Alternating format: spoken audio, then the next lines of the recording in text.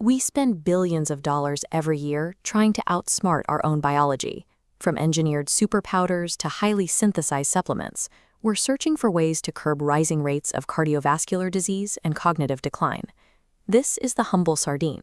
Ounce for ounce, it represents arguably the single most efficient animal protein found on Earth. But instead of utilizing this biological marvel, we treat the organism with shocking systemic disregard. Our search for complex medical solutions often blinds us to the most effective fuel naturally available. This chart shows the estimated biomass of the Northern Pacific sardine population.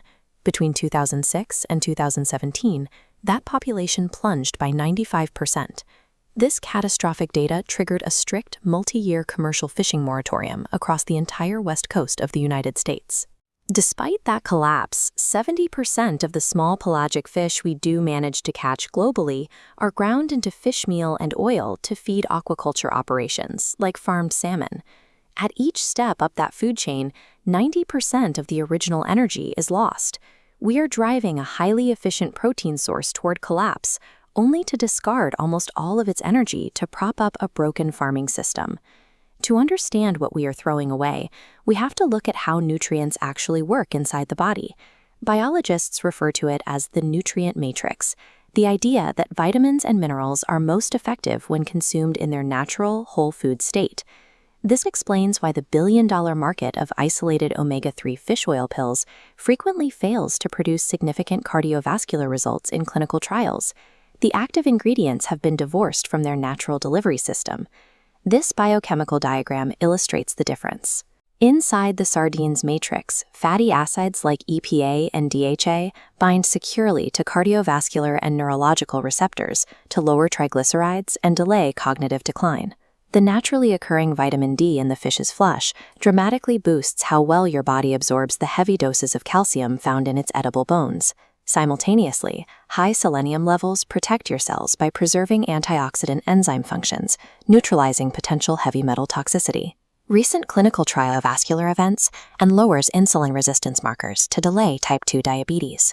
Biological efficiency relies on the intact, holistic architecture of the whole organism.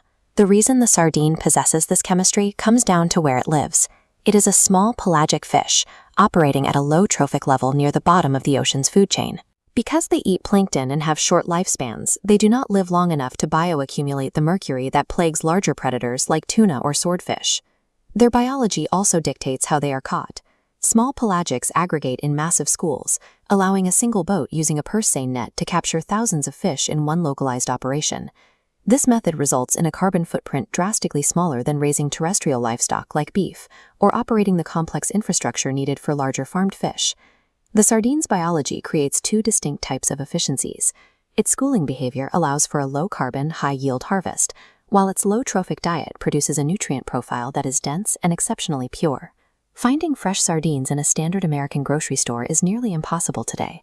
Following the Pacific population collapse, consumers are forced to rely almost entirely on the canned version. This industry has deep roots. Sardine canning peaked during World War II, providing cheap, durable rations for soldiers and defining the working-class economies of coastal towns for decades. The tin can functions as a medical preservation vessel. The canning process requires packing the fish whole, skin and bones included. This locks in the complete mineral matrix while providing low-cost, shelf-stable nutrition that is often more bioavailable than fresh alternatives. The humble tin serves as the ultimate delivery system for humanity's most efficient biological fuel. To fix the current imbalance, we need to shift the global consumption hierarchy. We must stop using these nutrient-dense fish as middlemen to fatten up farmed salmon and start consuming them directly.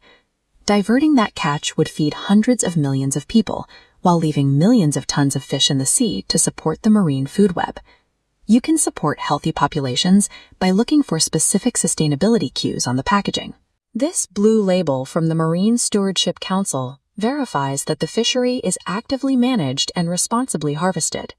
By reclaiming the tin and respecting the trophic web, we heal our own cardiovascular systems while restoring fundamental balance to the oceans.